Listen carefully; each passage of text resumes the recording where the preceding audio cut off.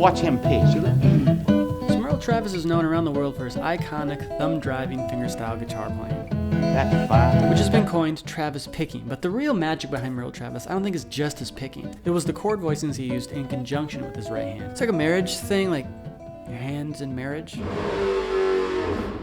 don't know what that is. To wait for that. So in the last video, we learned what is now called Travis picking isn't exactly super accurate to what he actually did. And I'll link that below if you haven't seen it. But today I want to show you the chords he used. I'm going to show you every chord shape I know that Merle Travis used for the video of 9-pound hammer. And if that's all you're here for, here you go. You can go ahead and just screenshot that. This is for those commenters that tell me I talk too much. So there you go. Have that. For the rest of you that are like actually invested in their guitar and the folk idiom, oh my God, this video is going to be awesome. What's up, guys? My name is Kyle Orla, and this is my studio, my new studio. I'm still getting used to it. It's perfect timing, really. In this year, we take a closer look at the old folk songs and musicians from the past to create the widest lane possible for future folks to come. Mainly on guitar right now. I'd like to do other things. Do you play anything else? I'm probably not that qualified to do anything else. But for today, we're gonna look at the chords of Merle Travis using this live footage courtesy of Guitar Workshop. I don't know where they get this stuff, man, but I love that YouTube show. We're gonna go through the video of 9-pound hammer frame by frame. I'm gonna show you all the chords he used, but more importantly, why, so that you have the tools to know how to use them. You ready? Should we do this? All right, we're gonna skip ahead to like 30 seconds here. You can watch the skit. You can watch the skit if you want to on your own time, but it starts about 30 seconds in. This 9-pound hammer, just a little too heavy. See, that's crazy. For my size, I'm going on the mountain. Okay, I mean, so the first thing we gotta talk about is this G chord he's playing. It's what I call a thumb over chord. It's really like your F shape, but brought up to the 3rd fret, so now it sounds like G. And you may be asking yourself, you know, why not use my old bar chord that I spent years learning? Well, you will see why in a minute, right? You will see why in a minute. But for now, I would just get used to, if you haven't already, get used to this thumb over chord. Because this is actually the easiest thumb over chord in this whole arrangement. And then he walks up, his first finger goes to that 3rd fret, and then he switches to this insane C7 chord. That's a double thumbed C7 chord. You've probably never seen a C7 chord like that. It's not unlike what Rev Gary Davis would do. He has a G7 chord that's kind of like this. That's like this. That's how Rev Gary Davis played a G7. I don't know if he played, how's C7 go now? I don't know if he played this C7 or not, but I wouldn't put it past this style. Of course, Merle Travis heavily influenced from that era. I'm not going to deny this is actually pretty hard to do in an instant like he can, but I'm working on it, and let me play it nice and slow so I can show you why I think it's valuable.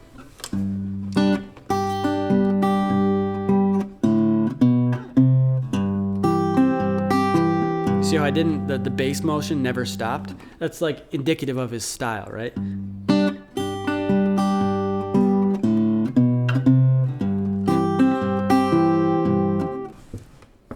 That was the first 2 chords. Let's back it up and see what comes next. Gonna see my baby, but I ain't coming back. Well, I ain't coming back. Roll on. Okay, so from that monster C7 chord, he just walks back to this G, and then he grabs this D7, but it has an A in the bass. Now, why might he do that? Just to give you some context from somebody who's transcribed so many tunes from the pre-war era of like the folk guitar, a lot of players used D7 with A in the bass. So it was just kind of a conventional chord of the time. There are other reasons, and we're actually going to find one in a bit here of why you would use this. In this instance, he could have just used the normal D7, but because he does a lot of bass motion stuff, he's probably just used to playing it like that. That's just my guess. All right, but that's basically all the chords in the verse. You got that thumb over G chord and that double thumbed C7 chord. You know, take your time. You know, give yourself time. You're gonna hurt yourself if you try to do this too soon. You can always throw a capo on and practice these in like a smaller fret position. You should do that. You should do that if you're having a hard time with these. So now it's gonna get crazy. The solo section is insane. Let's do this. We gotta skip ahead here. And the wheels will roll.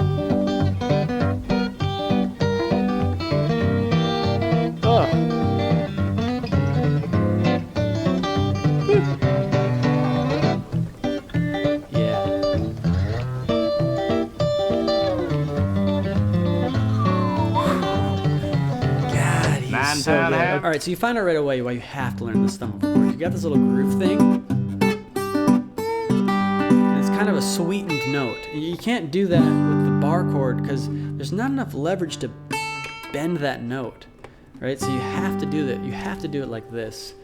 I have to do it like that. And then he has this new C7. It's double thumbed again. But now you add the third fret. It makes it a C7 with a 9 in it. Now, maybe you're asking why, right? Maybe, okay, I just spent all week learning this chord. Now I gotta do this one. The reason is, again, the pinky is doing like a groove thing on the B string. Whew. That is a hard chord. I like it though. Yeah, so there you go. There's another new chord. Just grabbing different sounds. After that,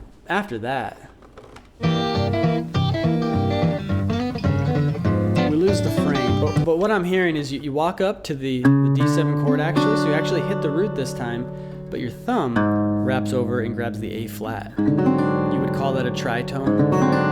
That note there is the tritone leading us to the G sound. But he's just playing with like the hip sounds of the day. Those are very common sounds, common voicings of the day. Not super common anymore, but I think they still sound pretty hip to me. Again, the rest of it's not really in frame, but you can hear a basic turnaround and then leading to a G chord. I'm guessing he just goes back to this G chords because that is his favorite G chord. So it's not over, all right? He goes up the neck, and these chords, they took me a while to figure out, if I'm going to be honest, and I'm going to use these chords. Check this out.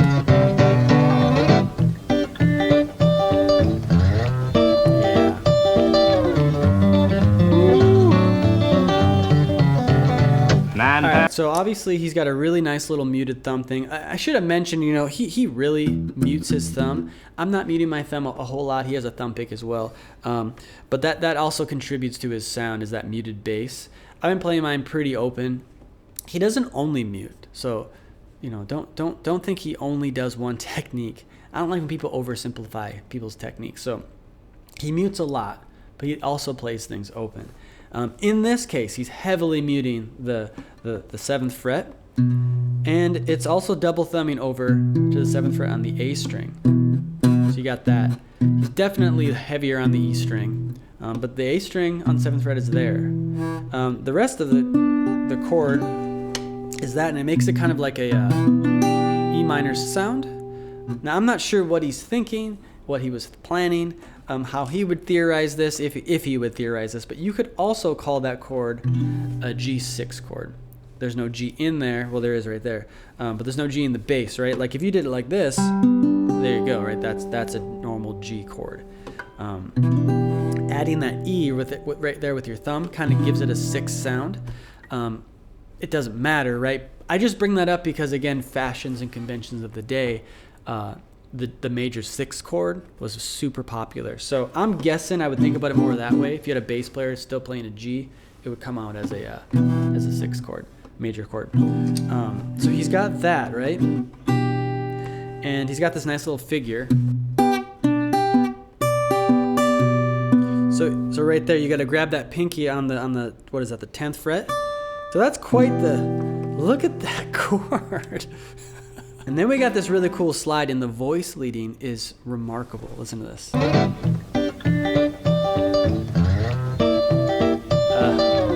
Okay, so the thumb slides up now instead of the 7th fret to the 8th fret. That's a C. And then the inner strings, it's really cool because this one moves up and then this one moves down. So you got this little switch. And what that does to the chords is it makes it, if we're thinking this is G6, we've got G6 moving to C7. He also still makes use of that high note. Again, like he's a very motivic player. Everything kind of has a reason for him. And so yeah, that's a really cool.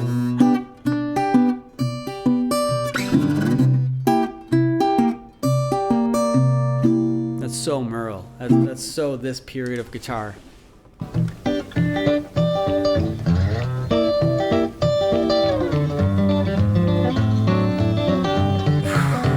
right.